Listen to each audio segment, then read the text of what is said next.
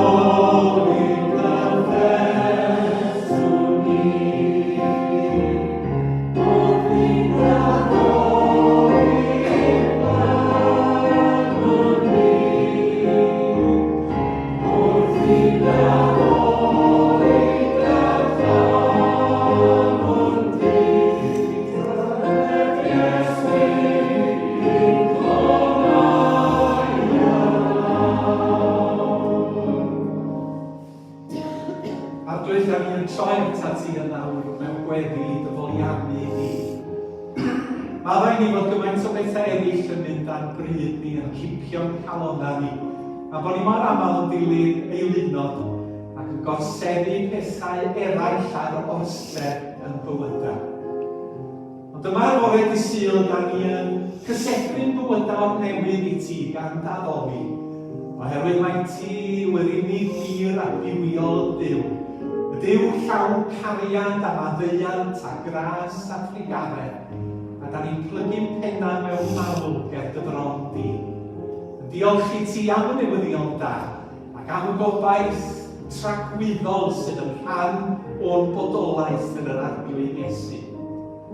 Cynorthwya ni drwy'r ysbryd glân y bore yma i ganolbwyntio arna ti ac ar Efengyl ac ar ryfeddod yr iachawr bwriaeth yn yr arglwydd Iesu. Clyw'n gweddi yn ei enw ef. Amen. Ac eto, dwch ni gan eto. Iesu,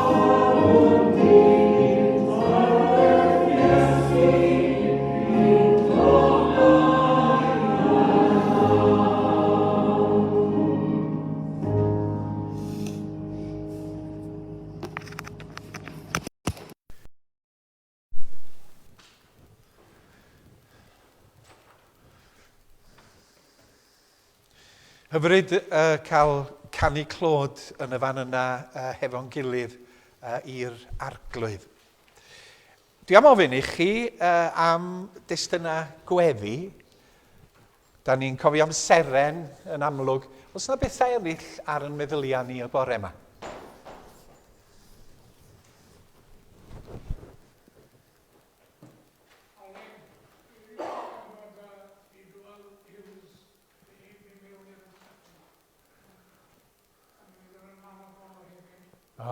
Reit. Na. Da ni'n cofio. Diolch i chi.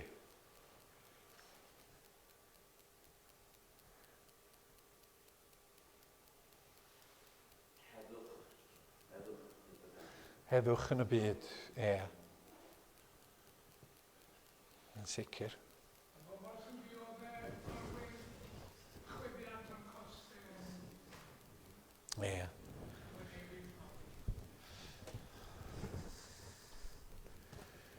Diolch yn fawr. Mae yna nifer o bethau yn y gwasanaeth y bore yma. Ar ddiwedd yr oedfa, mae yna gwrdd eglwys i drafod un neu ddau o bethau, a mi fyddwn ni yn cael panad. Felly, da ni am trio symud ymlaen yn gyflym. Ar ôl yr emyn nesaf, fe ddown ni at gyfnod o weddi. A sanctaidd ydy yr un da ni am ganu nesaf, sydd yn dangos, sydd yn cyfeirio eto at berffeithrwydd Duw, i fod o'n Dduw glân a pherffaith, yr un da ni yn ei addoli. Felly dewch i ni ganu yr emyn yma. Gewch chi sefyll i ganu yr emyn yma.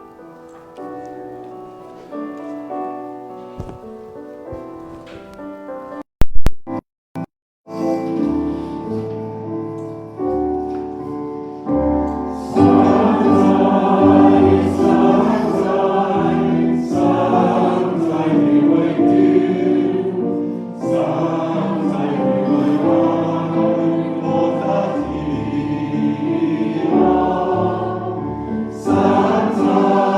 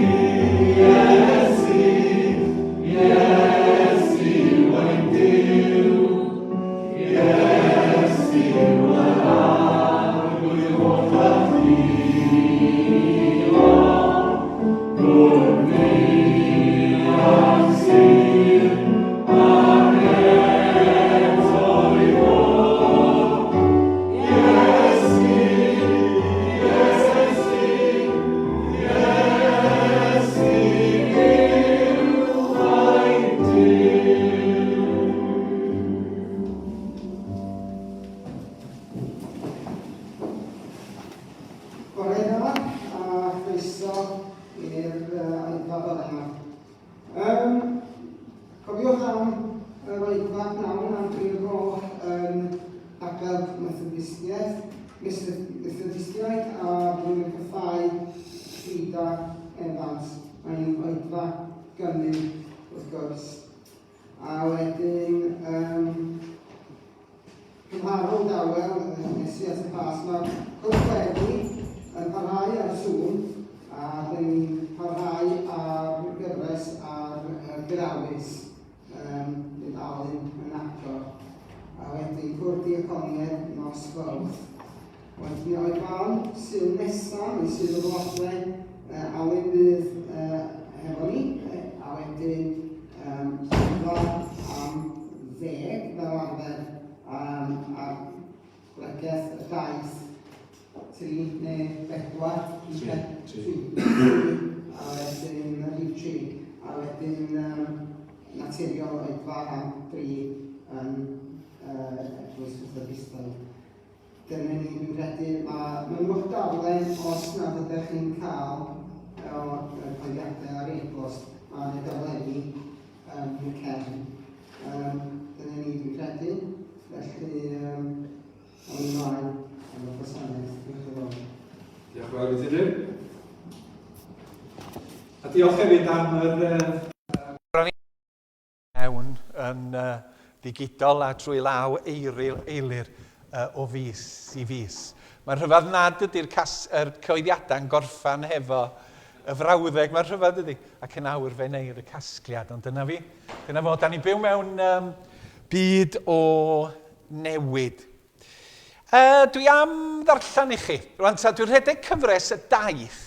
Wedyn yn ystod y silia yma, yn y bora, mi fydd bob pregaeth yn siliedig ar y daith. A da ni'n mynd i Luc pennod 8 a gweld yn fyr bora yma taith gan yr arglwydd Iesu. Oherwydd am gyfnod, rhyw 2 blynedd, oedd yr Iesu'n crwydro o gwmpas mewn ardal bach, Galilea, yn teithio ac yn dysgu, cyflawni gwirthia. A dyma ran o daith yr arglwydd Iesu yn Luc 8. A sylwch ar y gwragedd oedd yn teithio fo Iesu. Am beth amser wedyn roedd Iesu'n teithio o gwmpas y trefi a'r pentrefi yn cyhoeddi'r newyddion da am deyrnas Dduw. Roedd y 12 disgybl gydag ef a hefyd rhyw ragedd oedd wedi cael ei achau o effeithiau ysbrydion drwg ac afiechydon. Mair oedd yn cael ei galw'n Magdalen, roedd 7 o gythreiliaid wedi dod allan ohoni. Joanna, gwraig Chwsa, prif reol Palas Herod. Susanna, a nifer o rai eraill oedd yn defnyddio'u harian i helpu gynnal Iesu a'i ddisgyblion. Dwedodd y stori yma pam oedd tyrfa fawr o bobl o wahanol drefi wedi casglu at ei gilydd. Aeth ffermwr allan i hau hadau. Wrth iddo wasgaru'r had, dyma beth ohono'n syrthio ar y llwybr. Cafodd ei sathru dan draed, a dyma'r adar yn ei fwyta. Dyma beth ohono'n syrthio ar dir creigiog, ond wrth ddechrau tyfu dyma fe'n gwywo am fod dim dŵr ganddo. A dyma beth yn syrthio i ganol draen. Tyfodd y draen yr un pryd a thacu'r planhigion. Ond syrthiodd peth ohono ar brif da. Tyfodd hwnnw a rhoddodd gnwd oedd gan gwaith mwy na beth gafodd ei hau. Ar ôl dweud hyn, galwodd allan yn uchel. Gwrandwch yn ofalus os da chi'n awyddus i ddysgu. Yn nes ymlaen, dyma ei ddisgyblion yn gofyn iddo beth oedd ystyr y stori. A tebodd Iesu, da chi'n cael gwybod beth ydy'r gyfrinach am deyrnasiad Duw. Ond i eraill, dwi ddim ond yn adrodd y straeon. Felly, ei bod yn edrych, chan nhw ddim gweld. Ei bod yn gwrando, chan nhw ddim deall.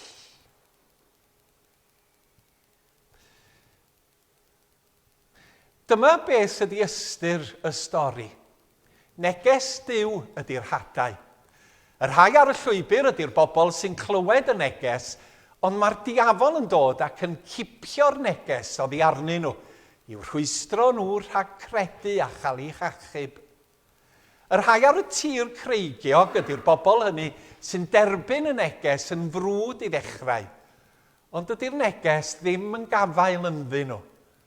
Maen nhw'n credu am sbel, ond pan ddaw'r amser iddyn nhw gael eu profi, maen nhw'n rhoi'r gorau iddi.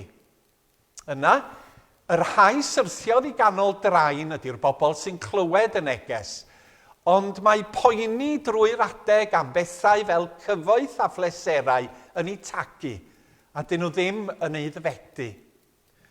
Ond yr hadau a syrthiodd i brif da ydy'r bobl hynny sy'n clywed y neges ac yn dal gafael i'r diwedd. Pobl sydd â chalon agored ddidwyll. Mae'r effaith ar eu bywydau nhw fel cnwd anferth. A fe roeddwn diolch i Dduw am ei air. A mae'r wythfed benod ar ei hyd yn mynd ymlaen i sôn am daith yr Iesu yn y cyfnod hwnnw, a'r hyn sydd yn digwydd. A na i sôn mewn chydig funudau fwy am daith yr Iesu. Da chi wedi sôn am destunau gweddi, felly dewch i ni blygu pen a throi at yr arglwydd. Arglwydd yw, da ni'n plygu pen ger dy frond i daddoli. Oherwydd fod ti'n fendigedig ac yn berffaith ac yn dda. Ac mewn byd sydd mor gythryblus ar hyn o bryd, da ni'n diolch am graig i sefyll arni hi.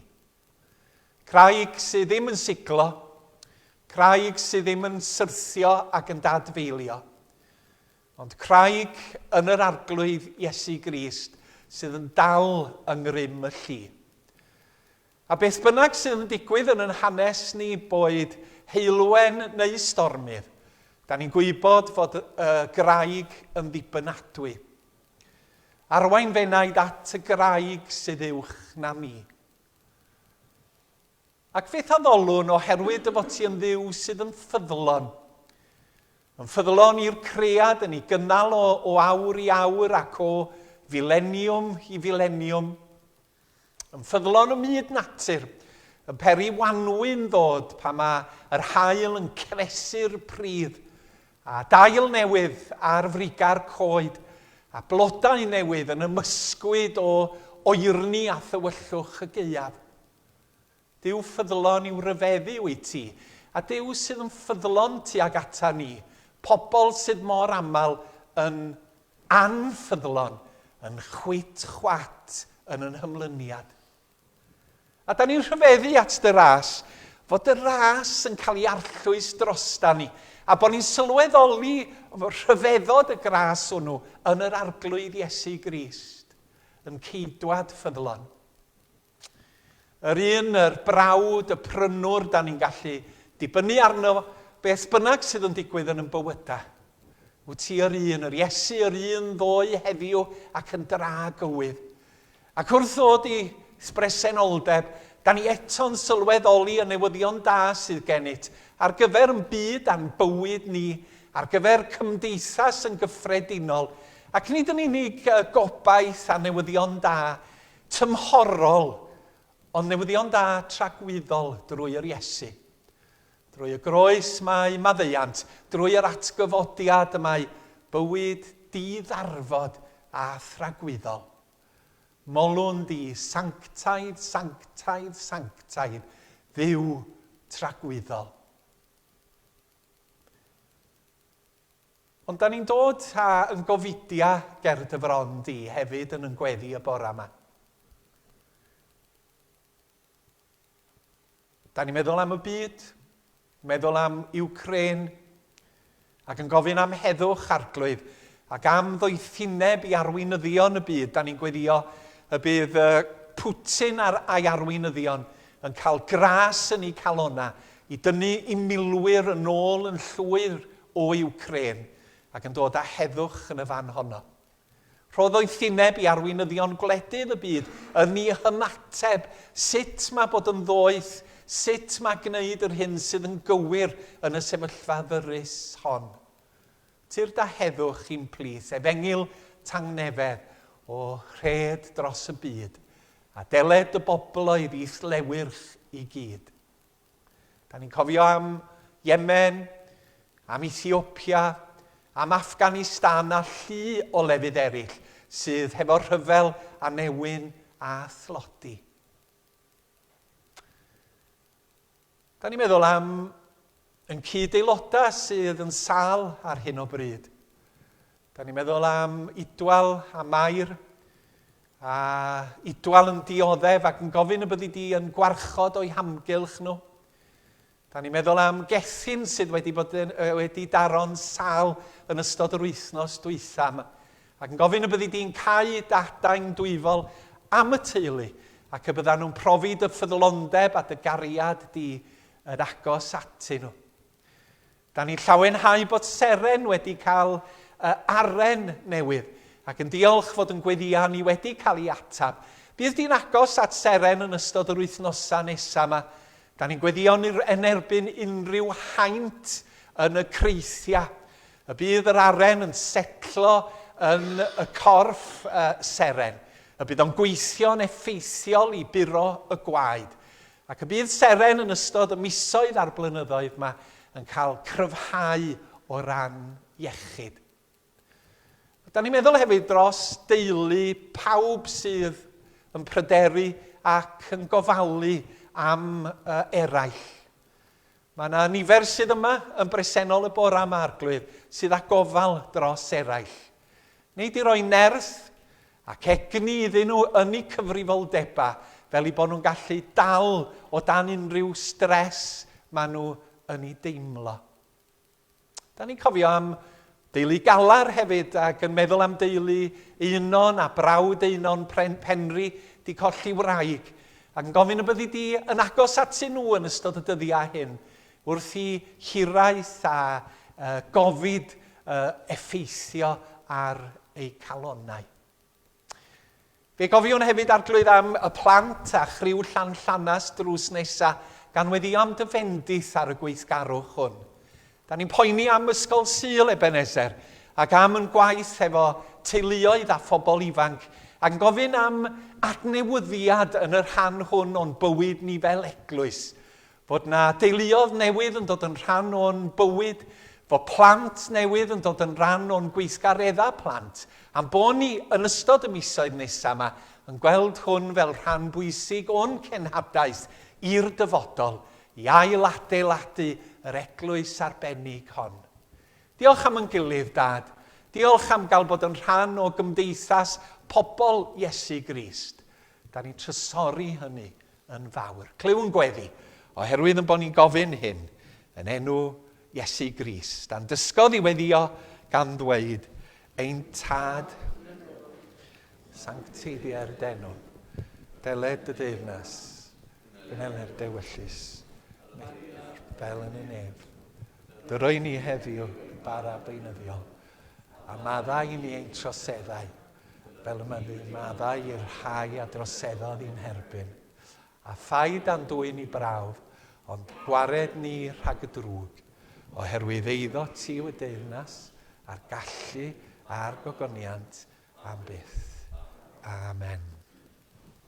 Diolch i chi. Un peth arall, Tir Dewi, ar y daflen mae'n deud bod Gwynfor a Sian Morgan yn gwneud her y 3 chopa, a dros wyliau y Pasg, Cader Idris ydy'r copa.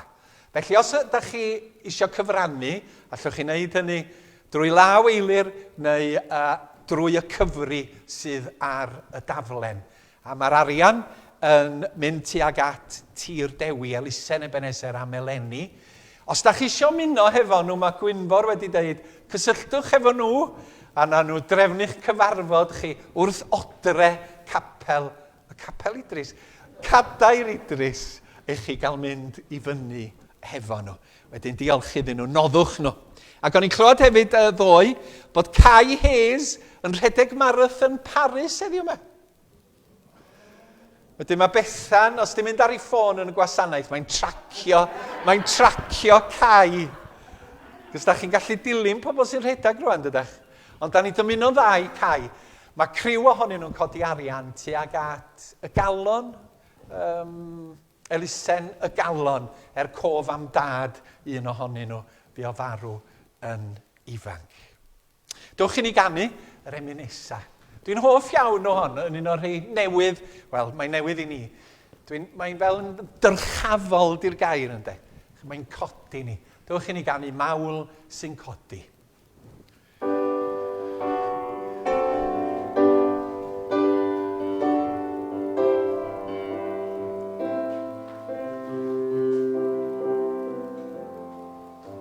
Sefwch.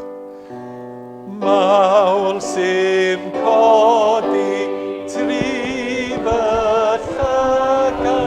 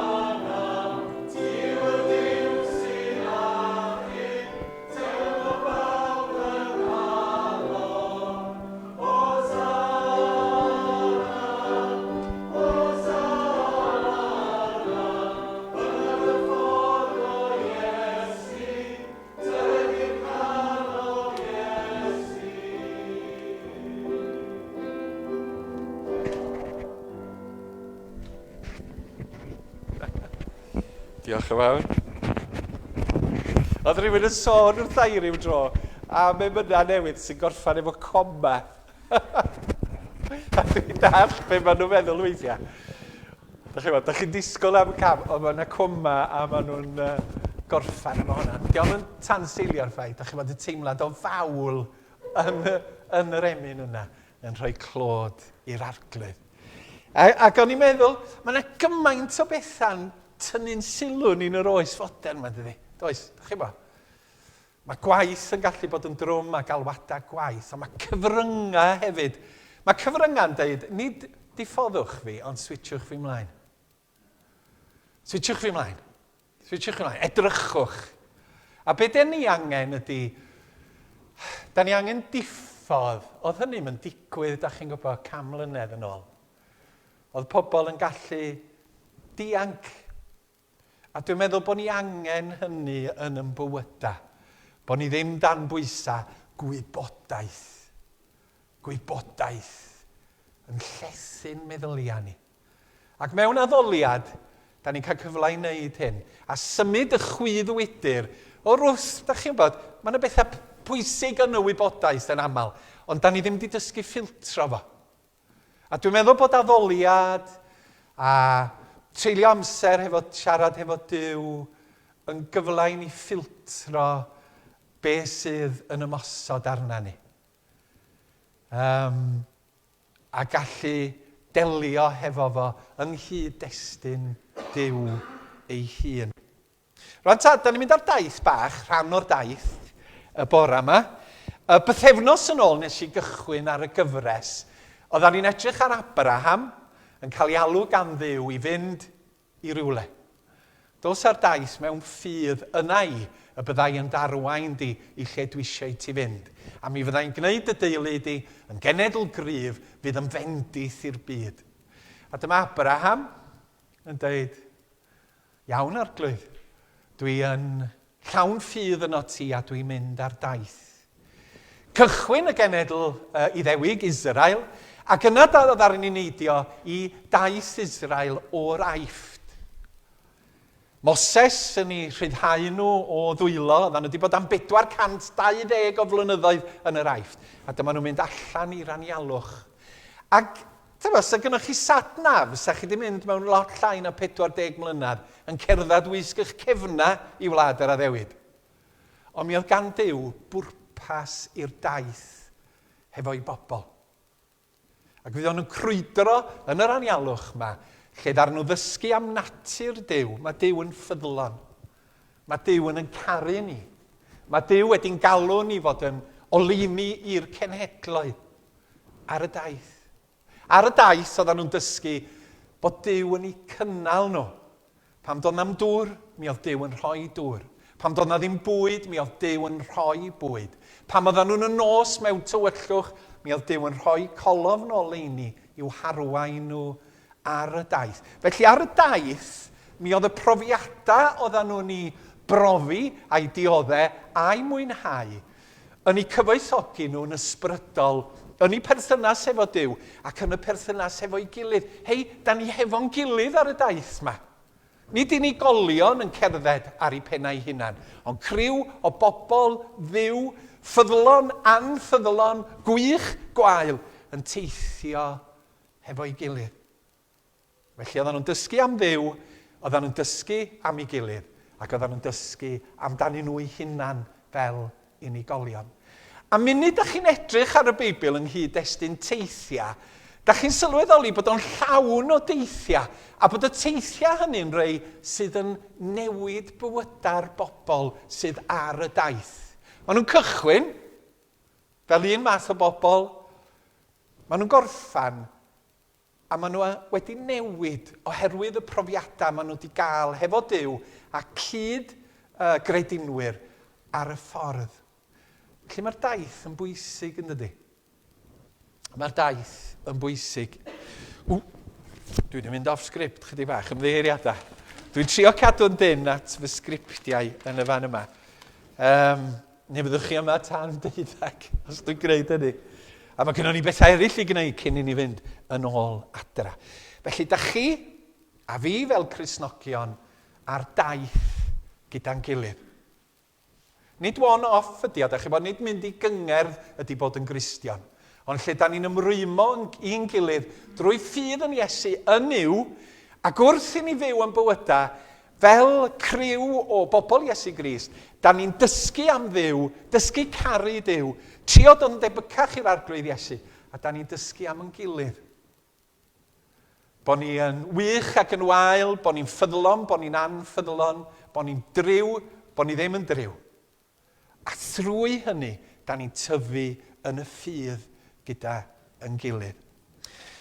Ac ar y daith, mae Iesu wedi dweud, mi fyddai hefo chi. Da chi bod, Iesu'n dweud wrth y disgyblion, deuwch ar fôl i. Nid aroswch yn fama a gwrandwch arna i. Come on, da ni'n mynd i'r le hefo'n gilydd. Deuwch ar fôl i ac fe'ch gwnaf yn bysgotwyr dynion. A mae rhoi ffydd yn Iesu Grist yn golygu bod ni'n dilyn yr Iesu ar daith bywyd gyda'n gilydd. A mae Iesu yn addo bod gyda ni bob amser hyd ddiwedd y byd. Bod mae gwasanaeth fel hyn yn rhan o daith yn bywyd ysbrydol ni, ond nid dod i wasanaeth sydd yn gwneud ni yn Gristion. Mae o fel ffynon ar daith yr wythnos, ac yn ystod yr wythnos, da ni'n parhau i fyw fel pobl Iesu Grist. Yng nghymlestod yn bywyd a'n sefyllfa, da ni'n dal ar daith hefo'r arglwydd Iesu, hefo'r plant, brodyr chwiorydd, rhieni, teuluoedd, cyfrifoldeba, gwaith. Da ni dal ar y daith. Dwi wedi teithio i Lundain a Rhydychen. Do'n ni'n faint o weithio yn ystod y 5 mlynedd dwytha yma. Ac ar y ffordd mae yna wasanaethau does. Machen. Lee Delamere. Mymbury. Mae Enfys yn gwybod am y daith yma i Lundain, efo Elin yn byw na. Chifley. Dyma'r services ar yr M4 i gyfeiriad Llundain. Yna mae yna fwy lle, mae yna Reading ac yn y blaen. Ond nid yr gwasanaethau ydy'r daith, ond eto mae'r gwasanaethau'n rhan o'r daith, lle da chi'n cael lluniaeth, lle da chi'n cael ymlacio. Ond rhan o'r daith ydy'r gwasanaethau, ac felly yn bywyd ni fel eglwys. Da ni'n mynd dod yn fama a cael yn gwneud yn Gristnogion ac yn mynd o'ma, ond yn y gwasanaethau, da ni'n cael yn adnewyddu, da ni'n treulio amser yn rhoi Duw yn y canol, da ni'n clywed hanes yn gilydd a cael gweddio dros yn gilydd a meddwl am yn gilydd. A da ni ar y daith efo'n gilydd ar ôl mynd oddi yma. Rwan y daith bach yma gan yr arglwydd Iesu yn Lug 9, fel hyn mae'n dechrau, am beth amser wedyn roedd Iesu'n teithio gwmpas y trefi a'r pentrefi, yn cyhoeddi'r newyddion da am Dduw yn teyrnasu. Felly, oedd o'n crwydryn yr anial, dyma ddarddull Iesu Grist, ynddo? Da ni'n gweld y nodweddion yn yr Iesu, doedd ganddo fo dim eiddo, dim llawer o eiddo, doedd ganddo fo ddim pethau, diom yn ymddangos fod ganddo fo arian, ond oedd o'n mynd o gwmpas yn dysgu ac yn iachau pobl ac yn dangos beth o'r teyrnas Dduw. A dyma rhai o'r merched, ac am ryw reswm mae Luc yn benodol yn sôn am y gwragedd oedd yn teithio hefo nhw, oedd yn defnyddio'u harian i helpu gynnal Iesu a'i ddisgyblion. Felly oedd Iesu mab Duw yn dibynnu ar garedigrwydd bobl eraill mwyn gallu teithio a chyhoeddi teyrnas Dduw. Ac wrth i ni wylio a gwrando a dysgu am yr Iesu, da ni'n dysgu am deyrnas Dduw ac yn dysgu am Dduw. Yn Hebreaid 1 mae ganddo ni yr adnod yma, a mae bwysig cofio hyn am yr Iesu. Mae holl ysblander Dduw yn disgleirio o'r Iesu. Mae e'n dangos i ni'n berffaith sut un ydy Dduw. Ei awdurdod pwerus ein dal popeth yn y bydysawd gyda'i gilydd, ar ôl iddo i gwneud hi'n bosibl i bobl gael ei glanhau o'i pechodau. Cafodd eistedd yn y nefoedd yn y sedd anrhydedd ar ochr Dduw mawr ei hun. Rwan te cyfeirio at y ffaith fod Iesu yn ddwyfol mae Hebreaid, fel mae'r rhannau eraill o'r ysgrythur. Yn Iesu fe ddaeth Duw i'r byd mewn ffordd unigryw ac arbennig. Oedd o'n berson fel chi a fi, yn union fel chi a fi, ond oedd o hefyd yn Dduw. A dyma pam fod o'n berson mor bwysig yn hanes y greadigaeth a dynoliaeth. Daeth Duw i'n plith. Ac felly, da ni'n dilyn y daith yma, a da ni'n gweld beth i natur Duw, da ni'n gweld beth i natur teyrnas Dduw, a da ni'n gweld beth mae Duw yn feddwl ohona ni fel creaduriaid. Wrth iddo fo deithio yn yr wythfed bennod, dyma fo'n dysgu am deyrnas Dduw, dameg yr heiwr, yn dedd ar ni ddarllen honno. Yn ail, dyma fo'n pwysleisio pwysigrwydd cymuned pobl ffydd Cristnogion. Ac yn drydydd, dyma fo'n cyflawni gwirthia, Pedair gwyrdd, tawelu storm, iachau gwraig gyda gweidlif, bwrw allan gythreiriaid ac atgyfodi merch Jairus. A dyna'r daith crynodeb ohoni. Ac yn y daith yma, dwi eisiau gofyn, be da ni'n ddysgu am Dduw, be da ni'n ddysgu am danom ni yn hunan. Yn y daith, da ni'n gweld fod Duw yn dduw cariad, a'i fod yn caru pobl yn aruthrol, beth bynnag sydd yn digwydd yn y byd. Dyma Iesu'n dod i ganol pobl gyffredin, pobl ddinod, heb awdurdod, heb rym, heb fyddinoedd, heb gyfoeth. Dyma fo'n dod at y sal, y gwan, y bregus, a gwynidogaethu yn ei... A mae'n mynd angwynti yn meddwl am hyn am bell dro, fod mab Duw wedi dod i dlodi, i blith pobl dlawd, mwyn cyhoeddi teyrnas Dduw. Hwn yw ein Duw, y brenin clawd. Nid hefo tancia, nid hefo taflegra, nid hefo byddinoedd, nid i ladd y pobl, ond yn dlawd i ganol clodi i ddangos. Fel hyn mae Duw, dyma feddwl Duw, dyma egwyddorion teyrnas Dduw. Ac wrth gwrs fyddwn ni'n sôn dros y Pasg sut i fod o wedi darostwng ei hun a marw ar y groes drosta ni oherwydd cariad Duw. Ac oedd o'n mynd at y bobl yma, meddyliwch, do'n am doctor, do'n am NHS, do'n am penicillin, do'n am ddim consultants, do'n am hyd yn oed paracetamol. Felly, pan oedd pobl yn sal, be oedden nhw'n wneud? Oedden nhw'n fregus, oedden nhw'n anghennus, oedd llwyth o bobl yn marw'n ifanc, llwyth o blant bach yn marw ar ei genedigaeth. Ac at y bobl yma, y daeth yr arglwydd Iesu, hefo neges o obaith, yn iachau, yn gwella. Ac yr wyrth ola codi merch Jairus o farw yn fyw ac yn dangos eto i ddwyfoldeb a'i bwer dros farwolaeth. Nid marwolaeth sydd efo'r gair ola. Duw yn ei gariad yn Iesu Grist sydd yn concro marwolaeth. Felly, wrth edrych ar y stori, da ni'n gweld natur Duw, cariad, llawn tosturi, llawn gras, llawn addfwynder, tuag at i greaduriaid. Felly, da ni'n dysgu am Dduw ar y daith. A'r ail beth wrth gloi, beth mae'r daith yma yn ei ddweud amdano ni?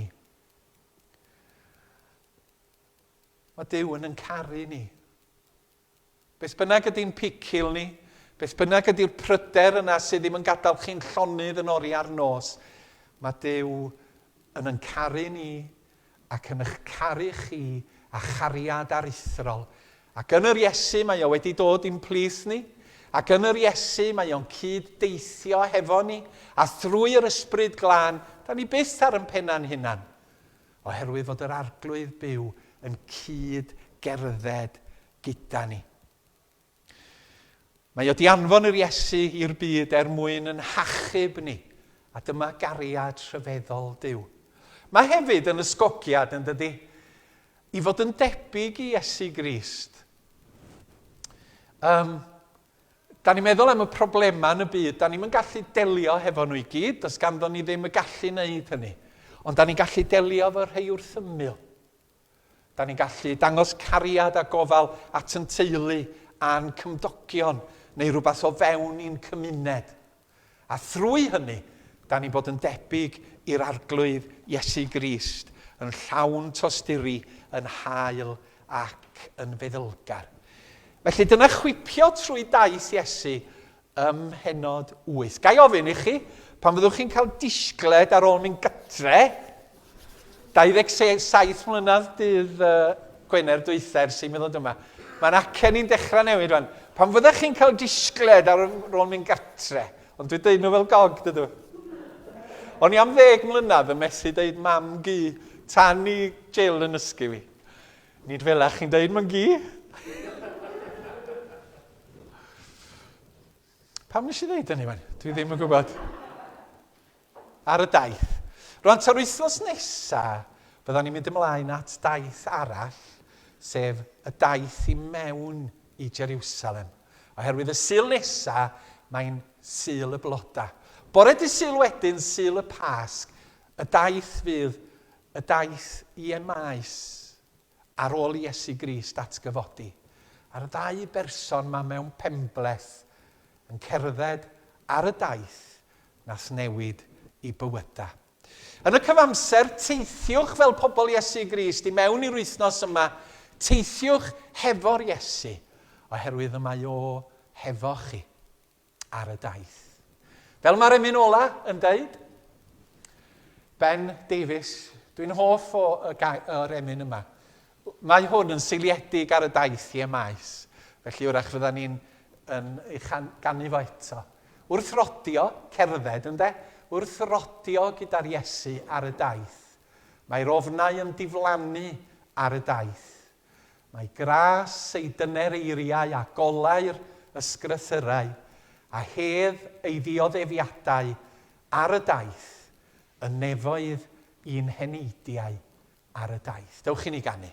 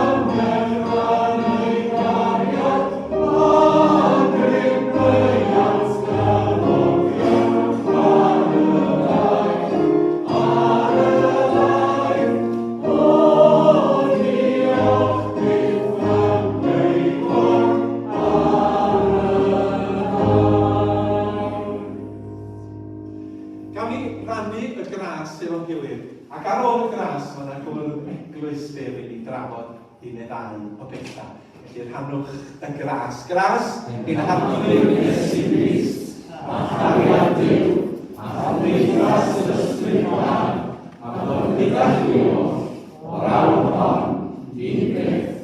Amen. Medda Ioan.